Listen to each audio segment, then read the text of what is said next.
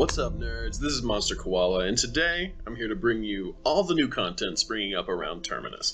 This is Tavern Talk with my friend Rezum After Sex. Hey, what's going on, guys? The name is Rezum After Sex. Very excited to be here today to do Tavern Talk with my man MK and spread some news around about Pantheon. Yep, so basically what we're doing is we're going to try to gather all that information that's come in on Pantheon through the month and show you guys where you can find all that.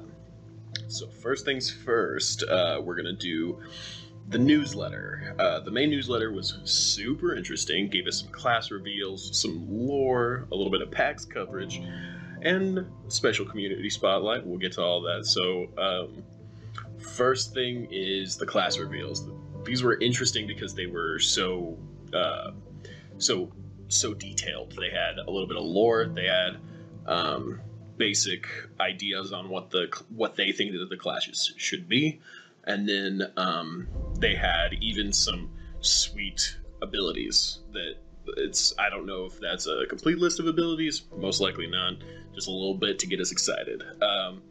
So Rezum, what were you excited about with the rogues specifically?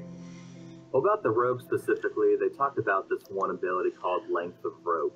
And when I first read it, I was like, length of rope, I mean, people can be climbing, yeah, okay, cool, we can go up a mountain. But then I started thinking about it a little bit deeper. How if we just change the entire encounter with the mobs? It kind of changes the MMO genre from this two-dimensional encounter of what's in front of you and what's behind you to now a three-dimensional strategic encounter to, all right, let's get our healers and our ranged DPSs up on this cliff or rock face or maybe even a balcony, much like we saw in the stream recently with the Hive Leader, where they had the balconies around the main room with the mobs. Maybe you get those important classes up to that safe area while the tanks and the melee DPSs do work on that mob. I thought it's really cool that, I mean, it can change the entire platform for an MMO from a 2D to a 3D strategy encounter.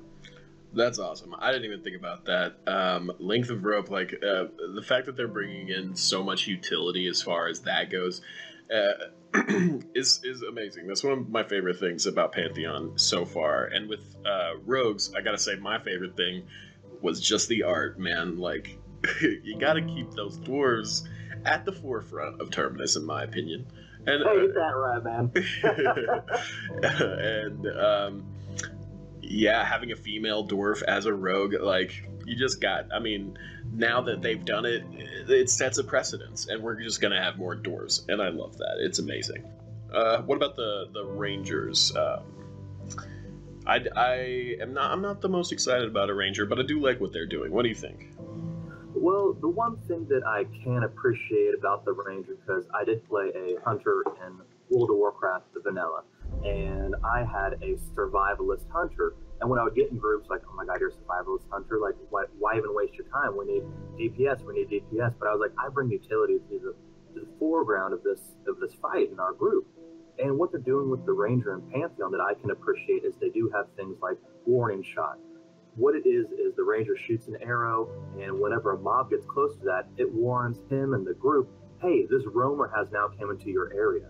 He also has these cool trap utilities to where now he can be what I refer to myself as a class protector. I would almost stick near the healer, so if he did end up pulling aggro, I could put my traps down and buy the group time to finish up one mob and then resituate ourselves to take on that second that would have killed the healer otherwise. So that's one thing, I mean, that I'm most excited about the Ranger. Yeah, I didn't even think of it as a protector of ones who stay in the back. That's interesting. Like, I think that's a good point for them. The utility that they get with warning shot and being able to stay back and forward probably really helps us. I wonder if they're gonna have like some aggro utility for them for that specifically. I mean, I could hope at some point they do.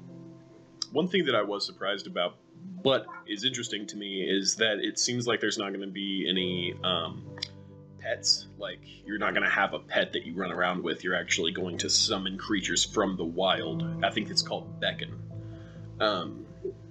What do you think Yeah, about that? I saw that too, and I mean, I'm not super concerned about the hunter not having a permanent pet, because I did see one of the skills that they had say that you can charm a pet, it will no longer be aggressive to you. And in my mind, that kind of screams, all right, I can go out, I can get a pet, it may be a limited pet, but I can still go and acquire one. It may not be my permanent pet, but I'm not that concerned with that, because you can still have abilities that do involve pets, even though they're not permanent, much like the bear that we saw. The bear Yeah. can be running up and do a knockdown on the mob. I mean, something like that, I actually find more value in than just a controllable DOT, because that's what all pets really were, controllable DOTs. Yeah. And I'm excited that Pantheon, they're going a completely different direction with it, which is something, I mean, I appreciate and I've been waiting for. I think for what I thought from a somewhat lore perspective is that it kind of makes sense with a ranger in the same way that a druid communes with nature. A ranger also communes with nature, but it's specifically with the life, the movable wildlife within that nature.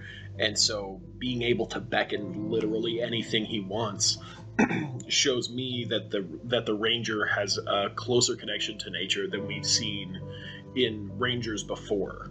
And maybe that's what they're trying to get at. That's absolutely true, because I mean, we did see how they will be able to control hawks to kind of survey ahead, so you know what you're coming up against, and also little ferrets on the inside, which brings me back to a show I used to watch. I think it was like the Beastmaster. Yeah. I was like, oh man, that'd be such a cool ability to have, and bam, here it is. So I'm very excited to see how Rangers are going to use that to their advantage. Yeah. All right. What about monks? The chakra system sounded interesting. I'm kind of afraid that it's going to be close to like the rogue from Warcraft, just the way that they explained it. But do you have any thoughts on that? Yeah. My only real fear is I'm not a huge fan of games that are rotationally based, much like Final Fantasy XIV. Right. It's almost 100% rotation based, and how good are you at rotations? And it sounds like part of this aspect is being implemented into the monk, but I think they're going to do it in a creative way. And what I mean by that is however many chakras you build up gives you the capability to release other abilities. So it's more like a combo than a rotation. So your different chakras, some are going to be able to taunt mobs, some will be able to heal you, and some will be able to do massive amounts of damage while stunning the mob and stunning yourself, because you just released this huge burst of energy. But one thing I am interested about is seeing how you can synergize the monks with the rangers with the rogues. 3 different DPS classes, and it's going to take a lot of communication, which is what Pantheon is kind of basing their entire forefront on, is community communication with each other. So let's think about this. The rogue has his blackjack kick. It's going to be lowering the AC of the mob. The ranger, it was a melee attack. I can't remember the name for the life of me. It also lowers the AC, and this monk has a chakra system where he builds all this up. Maybe he says, all right, guys, I'm at 5 chakras. Use your blackjack kick. Use your AC reduction.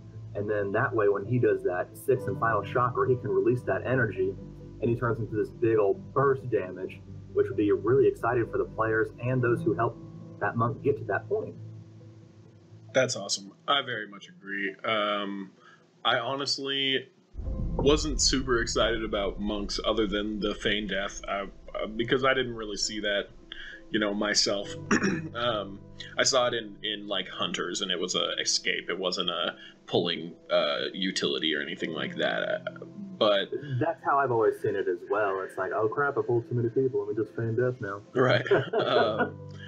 But they seem super interesting, especially with the chakra system, and I'm hoping that, like you were saying, it's going to be a lot like that. We're going to have to synergize our AC debuffs so that we can get that full punch on that monk. Just whoever does the most damage, hit those AC debuffs, and then boom, open up that 6th chakra gate and just explode things. That sounds awesome to me. I couldn't have said it better myself, even though I tried, and it was, not better. All right, so one thing that I'm super excited about with the newsletter is the Rogues Gallery, which is like the lore section, and so far they've done a couple. the ones I remember have been the Ratmen, which are super awesome, and then now the North Tusk Orcs. So in this, the devs outline the background, culture, and other details about the Orcish race. They even mentioned the Bloodsworn Covenant, which was apparently founded before any of the Sacred Six came to Terminus, and it binds all of the tribes of orcs together. Super interesting to me. Oh yeah, I mean, I was looking through it as well, and the most interesting thing to me is how much love and appreciation they put into their concept ideas for orcs. Because when you look at other games, like an orc is an orc is an orc, it's just got a reskin on a different color. Hey, if it's in a cold area, it's nice and blue. Right. If it's in a hot area, it's red. If it's in a wooded area, green, whatever. But with VR and Pantheon and what they're doing, it's almost like they thought, all right, how did these orcs, even though they all came from one central location at one time, spread out over the vast areas of Terminus, how would they have evolved within that time span? And we see now that these orcs who are in these cold regions, they've grown hair, but visually you can still represent them as these are orcs. But they have evolved by growing heavy amounts of hair on their body to keep warm. Those that are in the desert areas, they have almost like a scaly appearance, but you can still recognize them as an orc. Their skin is a little bit more tan red to deal with the sun, belly is a little bit yellow so that the sunlight doesn't burn them too bad. And those that are in the forest, I mean, they do have a green appeal like we might expect, but they're going to have these wooded plants almost growing on them, really blending into the environment, probably for hunting reasons, you could assume, as far as their evolution goes. But something like that, I mean, that's immersion. That's everything I've ever wanted in a game. I mean, it's more than just a reskin, it's evolution. It speaks, I think, to what they're trying to do with Pantheon as a whole. Like, they're trying to think of every little aspect, evolution even, whenever you have a world that is so affected by magic. I feel like a lot of people who write about these things don't take that into account, or at least don't make that something terribly important. Like, you have your orcs, they're one orc, they're great, that's it. But these are, you know, they're taking so many things into account, especially like their location, what they'll look like because of that. I'm just hoping that we can fully get these kinds of things into the game and looking good. And I don't think they're going to have a problem with that. What do you think? How do you feel about like how the character and player models and NPC models should look as opposed to how they look now, and what you're seeing with the orcs right here? Well, one thing that I do like is they're trying a different avenue. I mean, we see this already with the halflings. I mean, they look like Rufio's Lost Boys. I absolutely love it. I'm going to be playing a halfling myself, a halfling warrior. What I'd like, though, is they are taking that different avenue. They're looking different, but they still have that same original feel. So it's almost like coming home, but it's been redecorated. Right. It's absolutely awesome. That's the way I feel about like most of the races that they have on Terminists. Fantastic. All right, so now the next piece of the newsletter is PAX's coverage. It's pretty, self-explanatory. The devs kind of talked a little bit about PAX and how great it was, and they had some interesting insights, but nothing terribly related to the game. If you guys want to go and read that, it's just a good little read to know. It really helps you know that the devs are in this with us. Like, they're just as excited as we are. They're super interested in the community also, which they talk about a little bit in that coverage. And then also, right after that coverage, they have the community spotlight with Temi, who is great. If you haven't seen her videos, you'll find her at Temi Talks. She's not on Twitter, so that's not at Temi Talks, but that's her YouTube channel, and she's done some lore stuff in the past, and she's also done some crafting, I think. A couple of various 15-minute videos, or, she's a really good person to follow. But they asked some questions for her in the community spotlight. Go check that out if you want. So right here, we're just going to go over some of the tweets that Pantheon, at Pantheon MMO, has released. just some interesting things, a little bit of news, a little bit of polls, a couple things. So what they tweeted today a little bit earlier was, what is your preferred area of expertise? Tank, healer, DPS, or crowd control, and why? So I went ahead and just put mine in as a tank, because that's what I'm most interested in. And then, so for the percentages, we have, as of right now, we have 21% tank, 27% healer, 35% DPS, and then 17% crowd control, which was not surprising to me at all. Like, with my experience in Warcraft and stuff like that, you know, tanks and healers are definitely in the minority, and DPS, everybody wants to be DPS, which is fine. I mean, you have less to worry about, I suppose, less blame to go around. And then, interesting thing about this, though, is that the fact that crowd control is a big deal in this game. 17% said that. I wonder where that 17% would go if crowd control wasn't present, and I would guess a lot of that would go to damage. But either way, that was interesting. What about you, Rezum? See, the thing I find most interesting about that is nowadays in MMOs, it almost feels like the DPS gets all the blame. You're not burning them down fast enough. But yeah, it's interesting you bring up crowd control, because it seems like in Pantheon, almost there's going to be more classes than just the Enchanter who has that flavor or flair of being able to control the encounter. I mean, we all know rogues are going to have smoke and mirrors. I don't know what other classes might get a taste of crowd control, but it seems like it's going to be more than just the Enchanters. So maybe some of those who did pick that DPS are also going to have a tiny aspect of crowd control throughout their gameplay experience. Yeah, I agree. What about you on the spectrum? Where would you put yourself there? Oh, me on the spectrum? Tank. Tank. Warrior. All right. Halfling warrior, that's right. Because I hear they're coming out with a racial skill where the halflings can jump up on the shoulders of another race and they can kind of fight like Goro from Mortal Kombat. So I'm really excited about that. All right, let's That's not, a lie. I'm kidding. let's not That was spread a too lie. much misinformation here. I mean, that would be awesome. Especially, like, I'm running around as a dwarf, and if you could get on me, and then we would form the size of a human, and we would be that much more... Wonder Twins activate. Yeah. This one was interesting to me because I have a specific opinion on it myself. Have you ever played a character that is the opposite in gender to yourself? Actually, yeah, I have. Back in my days of playing EverQuest Online Adventures on the PS2, I had a female magician named Mulan, and I didn't really feel that much different. I mean, I'm not biased, unbiased. I could really go either way. I mean, in Pantheon, I plan on playing a male just because I can get more immersed in my character, but as far as does it matter, no, not really. What about yourself? So for me, whenever I was in Warcraft, probably 5 years into it, I decided to like add a little bit more to my gameplay and start to role play.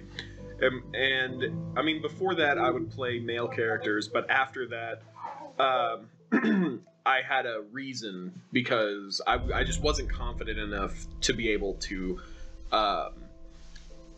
role play a female. So I just stuck with the male, and that's entirely a personal thing, and I'm probably going to continue it.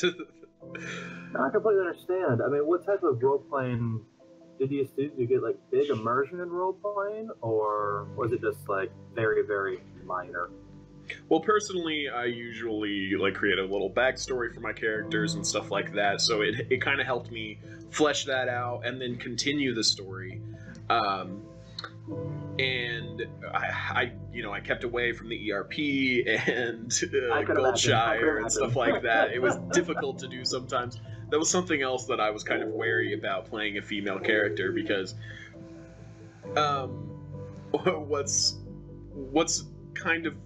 not terribly surprising is that there's a lot of lonely people who roleplay, and whether or not they're looking for that ERP, it comes out.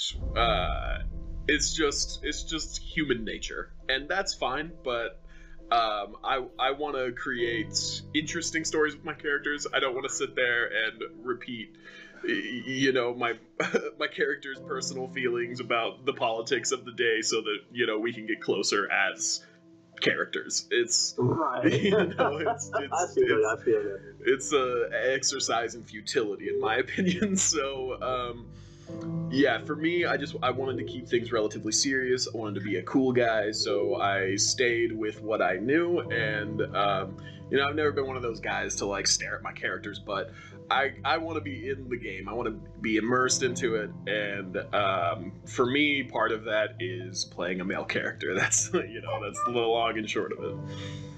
I completely agree with you right there. I mean, I don't think I've hit a lonely enough point. I'm like, oh, I'm going to create this female character. Yeah. It's just not my cup of tea. Not my cup of tea. Yeah, they didn't create a poll for that one. There were some people who do, or some people who don't. If you guys are interested in that, That's because it want to be an honest poll. Yeah.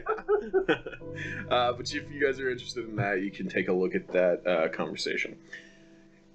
So this is one thing that some people are having a hard time with. This next one is, while Pantheon is primarily a PvE game, we will have separate PvP servers. So let's do a quick head count. How many PvP and RP fans do we have within our awesome community? So they had 4 options here: PvE, PvP, RP, combination of the above. We had 55% PvE, 15% PvP, 9% RP, 21% combination of the above. So for me, like, I'm a rating guy. You know, if PvP is a thing, I like for it to be relatively structured. You know, in the way of arenas or whatever. I have a hard time.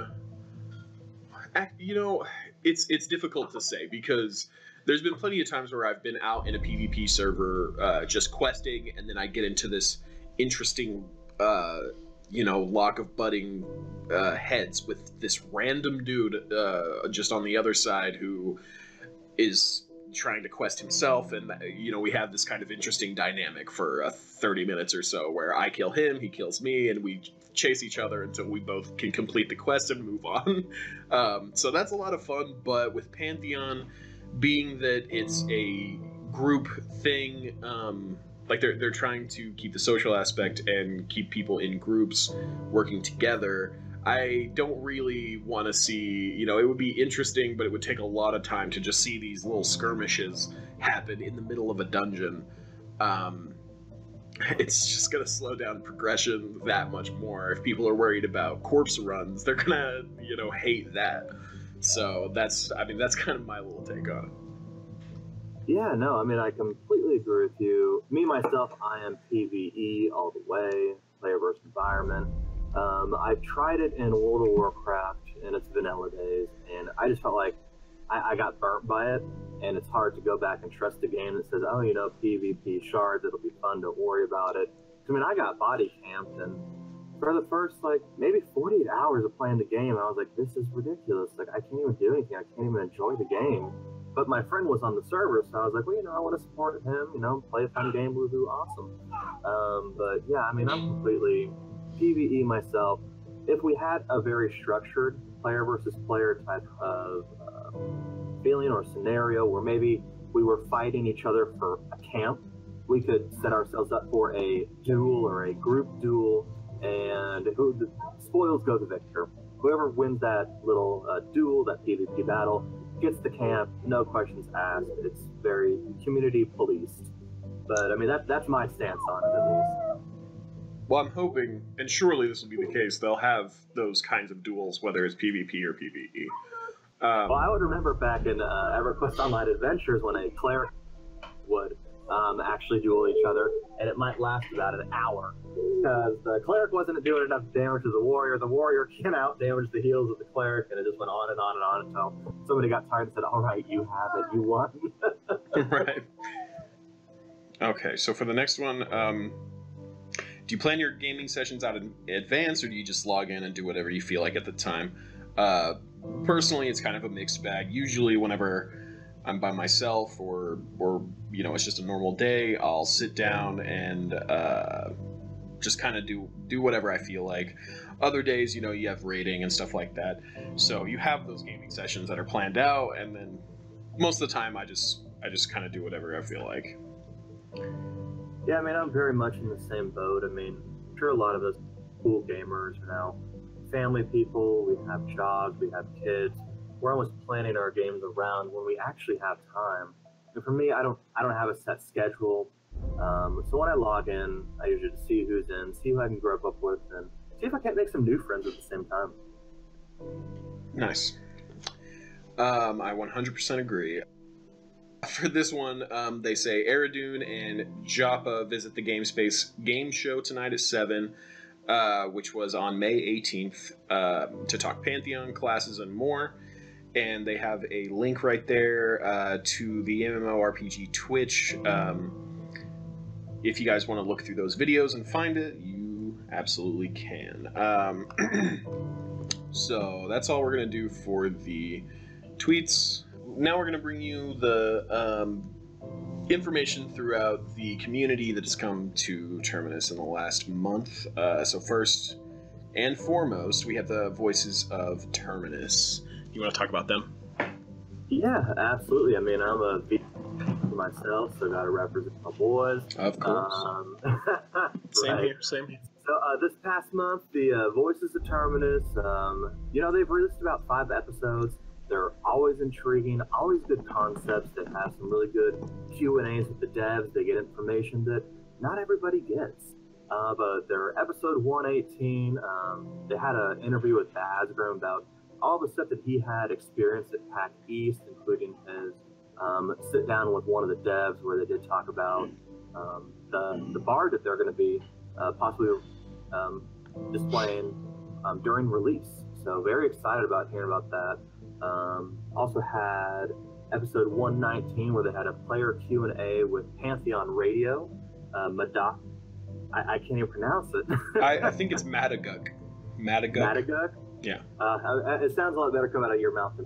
But yeah, he does Pantheon Radio, which we'll get into here in just a little bit. And then episode 120, which is one of my favorites. They had the concerns past, present, and future. Sat down with one of the devs, Kilson. He gave him a lot of good questions. He gave a lot of good feedback, a lot of things that I thought he wasn't going to be able to talk about. So, I mean, if you want to find some in-depth detail, things that you might not have known from reading the newsletters, this is one that you definitely want to check out. So if you really like classes and archetypes, my recommendation is checking out their episode 121. It's about the Paladin. One thing that VOT does very good during their archetype videos is bringing up interesting skills and abilities. Some of the things you'll be hearing about is ideas they have for auras, which I never thought about for Paladin before, but it's a really cool concept. Different healing concepts as far as indirect, direct healing, and then some armor ideas, like how do we want these Paladins to look? Always really riveting ideas. So if you're driving to work or going on a long vacation, I highly recommend just popping this on your YouTube, giving it a listen, and kill an hour or two. It's an absolutely great episode. Is there any archetype class videos you're looking forward to that the VOT will be doing in the future, MK? Well, first I'll say, I really enjoy their archetype and subclass videos because I'm one of those people who are coming into Pantheon having not played EverQuest.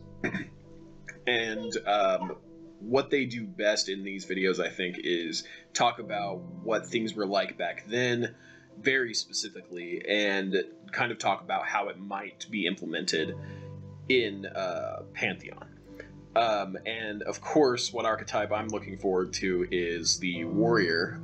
Warriors, everybody says that they're self-explanatory, but with the inclusion of crowd control as crowd control as a sort of subclass, almost mechanic of a class itself, the entire enchanter. I think that the warrior is going to have some of those things, and I'm really excited to see what that is. And of course, I'll be playing one, as will you. There you go, loving it, man. All right, and also they have episode 122. By the time this episode releases of Tavern Talk, VOT's interview with Joppa and Justin will be available. Joppa's the lead designer and loves to talk about class mechanics, and Justin's the genius that put together all the lore. And I personally actually submitted several questions for him on the lore, and I'm so excited to hear those answers. Next we have Sacred. In the past month, he has released 4 discussion videos. The first one was episode 34, Let's Talk Pantheon, Loot. Sacred talks the pros and cons of the loot system that we've seen in the past with Dayhawk and Solitude, amongst others. Episode 35 was Quality of Life Changes. He talked quality of life systems in Pantheon with suggestions like an in-game word processor, which I would love. It's basically an in-game journal where you can write whatever you need to. And also he talks about maps versus no maps, that kind of thing. So this episode really stuck out to me. One of the main topics that Sacred was discussing was a very controversial one in my mind, and that's group queuing versus looking for a group system. So the interesting part is I'm an old school MMO player. I know that I used to just send out in chat that I am looking for a group. This is my level. This is my class. Who can I build a relationship with? And since we both invested time in this group, we care about each other. How are they doing? How is their day going? Everything like that. And when I started playing World of Warcraft later on in the years, they have a queue system. And one big thing I noticed was, yeah, it was more time effective, but nobody talked in the group. Nobody really cared. They didn't say hello. They didn't say goodbye. They didn't say, hey, great poll, great DPS, nothing. It was just very lackluster. So in my opinion, like I hope the Pantheon goes with the looking for group system. It will be more time consuming, but I think in the end, you're going to get more bang for your buck. I 100% agree with all of that. But I think that spending time looking for people and not just queuing up and looking for a group is going to help you find those people who are, very good at what they do to begin with, and then people that you can continue to call upon that you have a personal connection with. I think that's incredibly important. Oh yeah, I absolutely agree. All right, in episode 36, Work for the Perk, Sacred talked with several others about several different topics, including banking, crafting, inventory, and how those are connected. That was an interesting discussion. Episode 37, they have class talk. He talks about the class releases in the newsletter in May and speculates on how each class will work with Dayhawk, as well as several others. And then episode 38, they go into the Scar redesign. He speaks mainly with Dayhawk about the announcement that the Scar are going through a complete redesign. The main reason for this is their legs and the spikes, and how they're not going to be able to work with generic armor that's going to be fitting everything else, which I think is a great idea. It's disappointing though, because I love the Scar. And I thought it was cool. I thought it was unique. Never seen anything like it. Yeah, I had the concern of armor fitting that model, but I mean, I was still happy to see what they had, their original concept for it. Yeah, I'm sure that whatever they come up with is going to be cool and interesting. They know how much everybody loves the Scar. I don't think that we'll see a very big departure from what we already have. Just something that's going to be easier for them to work with, which is totally reasonable to me. Oh, absolutely agree. Okay, and then Bazgrim, after his PAX East coverage, he released one video, and that's entitled Pantheon Developers Share Their Favorite Part of PAX East 2018. Which is an interesting video. He talks to just a couple of the devs. It's definitely worth a watch. Cleese in Green Chat. I like Cleese a lot. He's a cool guy. This month, he's decided to grow a mustache, and he released 3 videos in the month of May, and he has released one already in June.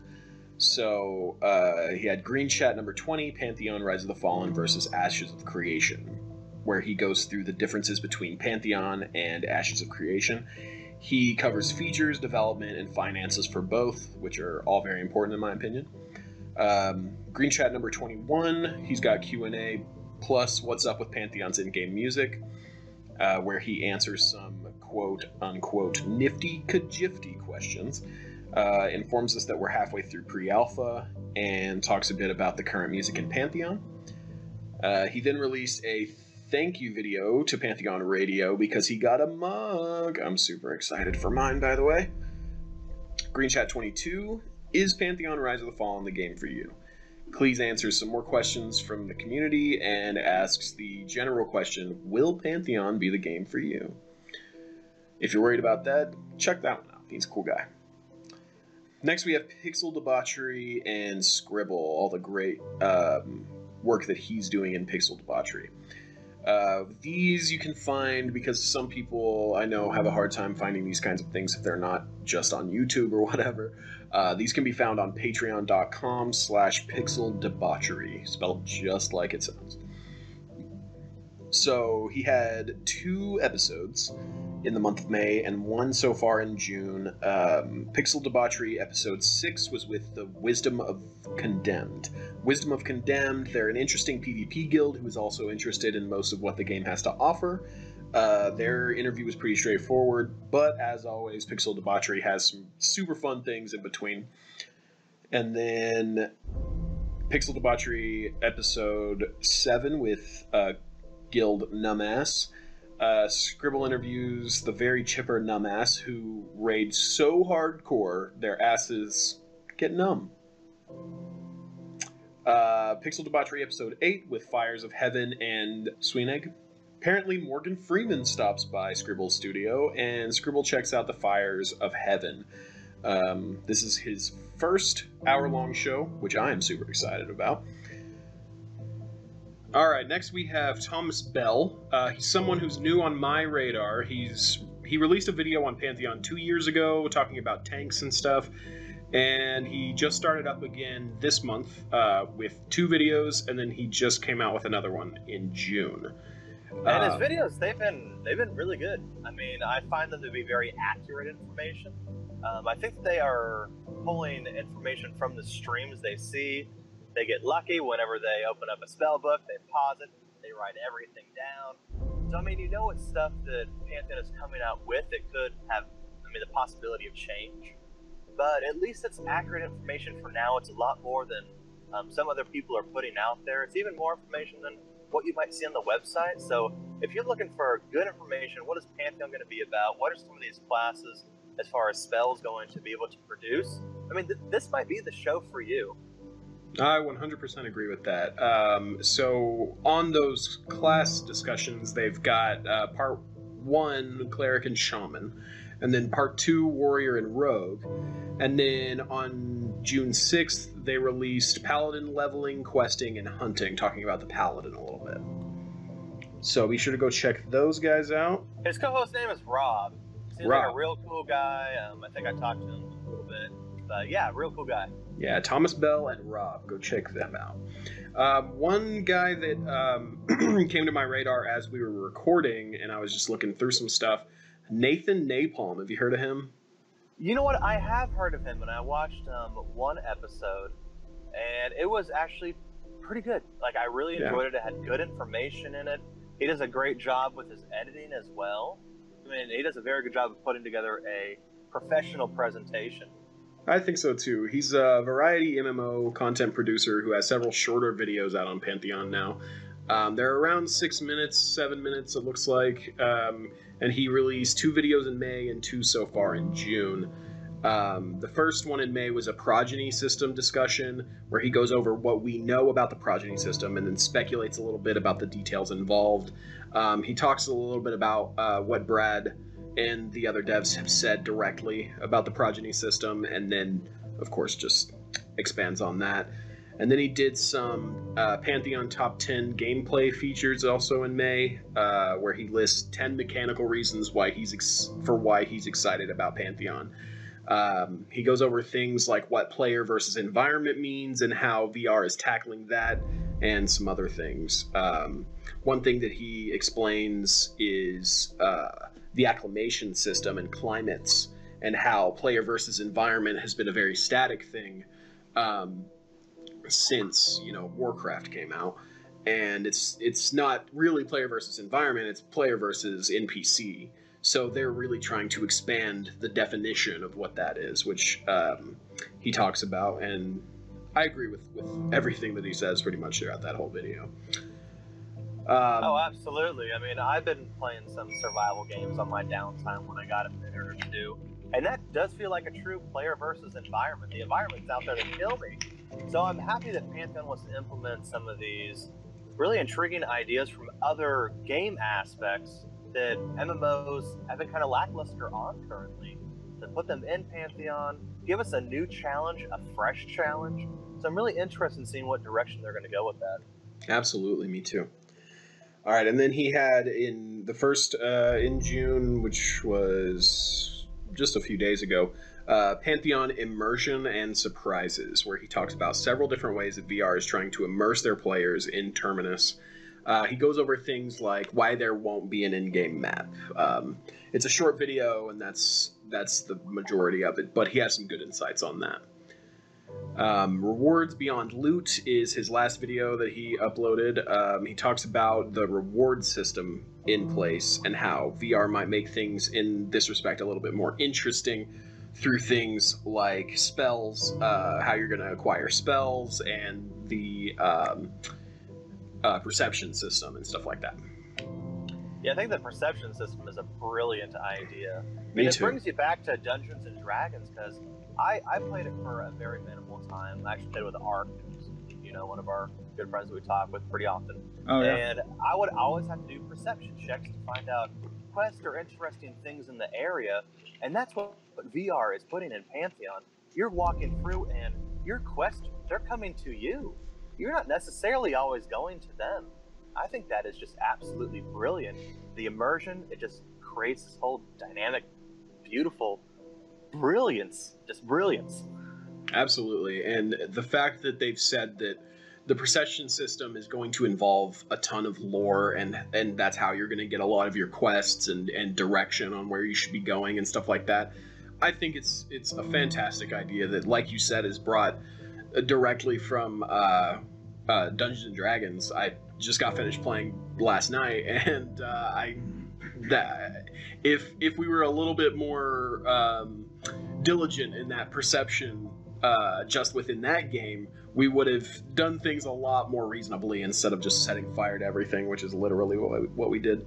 But anyway, love it.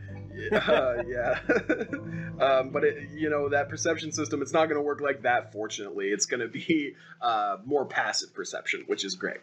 All right, so that finishes the community side of it. If you guys know of anybody else or anything we missed, please let us know, and we'll be sure to include that in the next video and in the comments if we really need to. So upcoming stuff. So the VOT, which we covered a little bit, very soon we'll be speaking with Joppa and Justin. I did, by the way, confirm that. I don't know what is too lame is, but I think it's Justin. Okay. Yeah. But that's happening at 6, and by the time this is out, it'll be up on YouTube, so you guys can check that out. Sacred Show has no set topics as of right now, but he always has dynamic topics that are always worth listening to, him and his little group of guys over there, and gals. You can catch his episodes at 10:30 EST every Wednesday and Friday. Thomas Bell's show is new, but he's got a lot of accurate information when it comes to classes, abilities, and skills. They have no set schedule currently, but it's a great idea to subscribe to his channel and make sure you don't miss any of those upcoming shows. Cleese's show, I know, is weekly. As for everyone else, the VOT, they're weekly, bi-weekly. They're always coming up with stuff. And then Baz releases things kind of as he does. He's kind of our community liaison, if you want to say that. He's the guy who's going around to PAX and all the special things like that and releasing videos there. I don't know if he's going to continue to do just that. Whether or not he does, I think it's going to be great either way. Nathan seems to be releasing videos once, or maybe twice a week, and he does other stuff, so he's got some Bless videos up there and stuff like that. So I don't know how often he's going to be doing Pantheon stuff. Who else do we got? Pixel Debauchery, you can find him every week, I think. I'll have to double check that. Yeah, I mean, what I've done, I've just gone through and I subscribe to everybody, so when they put out new content, I don't even need to keep up with their schedules at that point. Absolutely. YouTube keeps up for it with me. Twitch keeps up for it with me. When they post something new, I get a ding, and it's like Christmas morning. I'm like, oh gosh, yes. I forgot they had one coming out. I can catch up on this now. Perfect. Absolutely. And that actually brings us to Pantheon Radio.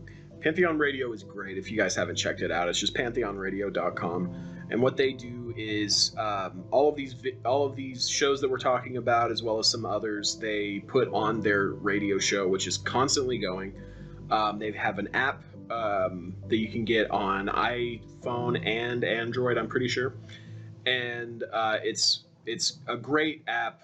The only thing that I don't like with the new release is that the schedule's not embedded. It just takes you to the website, but that's not that big of a deal. It's still a fantastic app. It works great. So what they have mostly is those shows, and then between those they have different types of music, like the Scar and Ogre metal mix, where they just play metal music for 2 hours or whatever. That's awesome. I mean, when I go to work in the morning, I used to listen to the radio, but now that I have Pantheon Radio, I actually have that on. Because growing up, I was like, man, I really wish there was a gaming radio out there that just talked about games that I really enjoyed and played good music while I was playing myself. And now they came up with the idea, so it's really cool. I love the concept behind it. Really looking forward to see where it goes in the future. So if you haven't checked it out, check it out today. Yes, and if you're interested in kind of the backstory of that, where they got the idea, whether or not this is the first time something like this has happened, be sure to watch that VOT interview with Pantheon Radio, and he's got a great long story about his background, how long he's been playing video games, which is a lot longer than how old he looks. So that's a super interesting episode. Okay, and then I also looked through the forums a little bit to just kind of see if there's anything interesting out there. So if you guys want to check out these discussions, I'm just going to talk about them briefly. So the death penalty seems like a pretty hot topic. So one of the first things you'll see in the Pantheon forums, if you go to general discussion, I believe, there's a thread called Let's Talk Death Penalty, and it's got 25 pages on it. I can't imagine it's not 100 pages. I mean, that's probably one of the biggest topics in an MMO. How do you punish somebody when they die? What's too much? What's too little? I mean, it's a hot topic, that's for sure. Absolutely. There's a ton of people talking about it, and if you guys want to get in on that, of course, you can only post on the forums if you're if you have pledged, but surely that'll be opening up more soon, and I know that they've been talking about it a little bit on Reddit, so you can go there as well. You can do a free pledge that opens up the forums to you. You still get the newsletters, you get good news and information. It's a free pledge. And you can post on the forums with that. I'm 99% positive that you can look on the forums. I don't know if you can post, but I know that you can look, I think. Well, geez, I'll find that, and I'll put that up on the screen whenever we're talking about this. Okay, and there's a little lore bit that came out this month on the forums, and they're asking about religion. And that's a pretty interesting discussion, because there was religion in EQ, and apparently it was relatively extensive. Like, apparently once you create your character, choose the race and class, you then, based on those choices, decide which gods or god you worship, and then you can make sacrifices to them and stuff like that in game. This is a pretty interesting discussion about whether or not that should be in Pantheon. It seems like a lot of people think that it should, but you guys can go and check that out. And also, I always want to encourage people to check out the fan fiction section of these kinds of forums. If you're looking for a good story, These are always great options. There's some, you know, even going through Warcraft, and whenever I played in UO, there were some really good stories that are just hidden in the forums that you guys can check out if you're interested. 2 of those were posted in the month of May. There's Faith and Family by Tech Ninja 1337 and Trouble in King's Reach by Damon. He says that that's going to be a novel,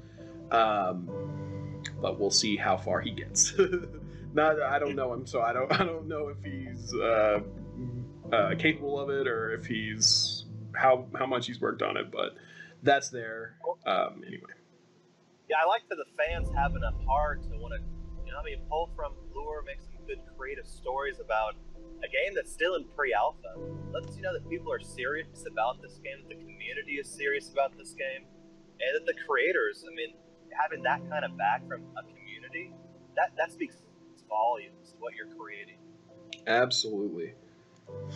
Okay, and then I wanted to touch on Reddit a little bit. Reddit's a fantastic resource for Pantheon discussion, and it seems to be used way more frequently than the forums. I mean, of course, it's Reddit, so it's got a huge viewer base by itself, and then, you know, with that, it's got subreddits for everything, so of course it's going to be all over the place. But if even just the first page, if you go to the first page of Reddit, it's just stuff from like within the past day or two, which is great.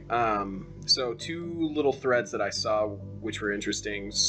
Spells are not cheap or easy to come by, and this is a thread that talks about how difficult spells were to get in EverQuest, and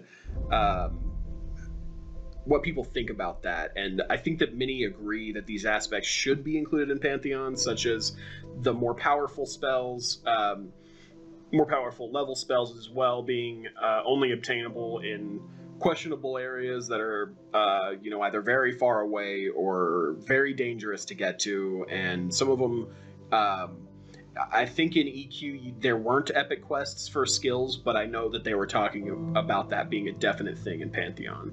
So it's kind of stuff like that they talk about there, which I'm super excited about. I don't know about you, Rezum. Yeah, I mean, I think that's great. And I think it's a good way to break up class dynamic as well. Because if you have 3, let's say, rogues next to each other, some have afforded some of the spells, some have found other spells, and some may have done neither of those 2. So you have these 3 next to each other that now have differences, and they got to play differently due to what they found or what they can afford. So I think that's a brilliant idea. Because I mean, that's how I kind of grew up in EQOA, EverQuest Online Adventures, was I didn't have the money to get spells every single level I got. But when I started playing EverQuest 2, it was almost like it was given to me. I felt like I was cheeky. So right. I mean, I think it's a cool idea that Pantheon is finding a good balance in this, creating this class difference between players. Absolutely. I think the question there is how easy or hard are they going to make it, and that's, you know, yet to be seen, but super exciting. And then another one is level scaling good, bad, or ugly? And it's just kind of a discussion of level scaling and what it brings to and takes away from MMOs today. And I mean, that's a long thread. I think there's a lot of, you know, good points, and I don't want to say a whole lot about that just because it seems like they're already working on that. Like, there's not going to be level scaling, but there's going to be, just like in Black Rose Keep, they have different levels that have like levels to the dungeon, and the further you go in and stuff like that, that are going to be different levels. Like, you'll have the first floor of the dungeon, or the first little couple of rooms of the dungeon that's going to be like level 11 to level 21, and then as you go further into the dungeon, or as you go up a level, it's going to go up from 21 to 32, and then, you know, on and on from there as the dungeon gets deeper and deeper. So you are going to have those higher level dudes coming into those lower level zones in order to get stuff for them too, so you'll still have the ability to get help from those guys who are just passing by. And it seems to me like that's going to be a rather widespread thing. They seem to like that idea a lot, so I don't think that level scaling is going to be noticeable, like if it's needed, you know what I mean?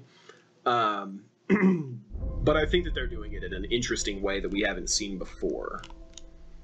Yeah, I'm huge on that topic too. I mean, I always used to think it was exciting in EverQuest Online Adventures when somebody of a higher level would come through my zone and it looked really cool. It was inspiring, and sometimes you would see them using spells by you and like, oh my god, what was that? I gotta get it. Tell me how I can get it. What level do I need to be? It was a very inspirational feeling rather than a demeaning one, like, oh man, they're higher in this area, they're gonna take our stuff. No, that's not how it was at all. They didn't want to mess with anything you had going on. They had their own game plan going. Yeah, and I think that goes into the other discussion too, spells being not cheap or easy to come by.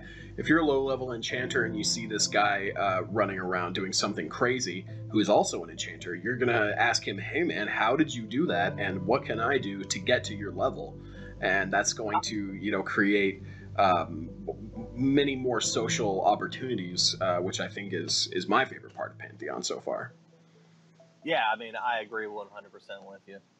Fantastic. Okay, so that's pretty much it for us, you guys. You know, if you like the content you heard today, just make sure you shield bash that like button in the face, and be sure to subscribe so you don't miss any episodes.